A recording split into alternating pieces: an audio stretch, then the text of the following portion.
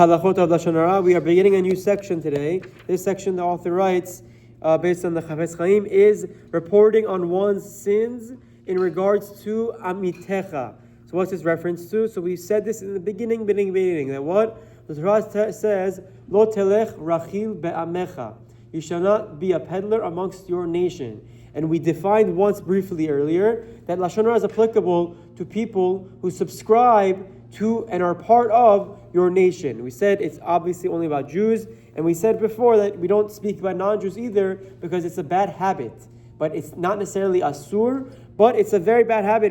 Someone who's accustomed to speaking negatively about others will very easily speak Lashon Hara in any scenario that comes up. So the halacha explains now a general sinner.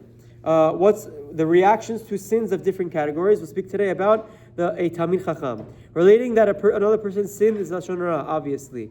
There are guidelines for judging favorably that one must follow if he observes another Jew sinning. At times, it is permitted to reveal for constructive purposes to help the sinner or to warn others. In extreme cases, the habitual sinner forfeits his protection under Jewish law from derogatory speech of others due to his loss of quote-unquote Amitecha status.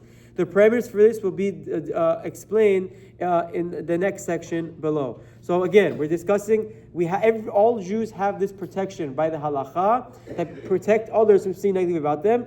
How can someone lose that? So reaction to the sins of a Talmid Chacham, and we'll wrap up with this for today. If the violator is a Talmid Chacham and Yerechet, someone who is fearful of sin and relatively Torah educated, and it is the case where we cannot rationalize the sin, see the next clause, even though his Yetzer Hara got the better of him and he stumbled gravely, one may definitely not speak or even think badly of a Talmid Chacham since he is surely repented immediately.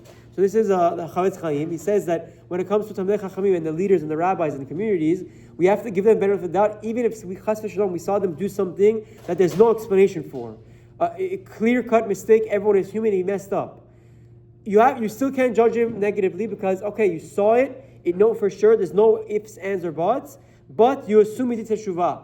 You assume he repented on the spot or that night at Kriyat Shema Lamita, and he doesn't do it again. So for that reason, the Chafetz Chaim says you cannot judge him or speak of what he did. Now, they write in the footnotes that, if it's known, unfortunately, there might be quote-unquote rabbis who, I say quote-unquote because they're not necessarily rabbis, but today it's very easy to become one, meaning to look like one. If someone like that, repeatedly, time in and time again, someone has seen that he's sinning and there's no heter, there's no possible rationale how he's doing it, then in that scenario, even though he might be considered Talmid Chacham, it doesn't apply because he's doing it again and again. We're talking about someone that you haven't seen him mess up. You saw him once mess up, then you have to give him the benefit of the doubt that he did teshuvah, and we shouldn't speak about that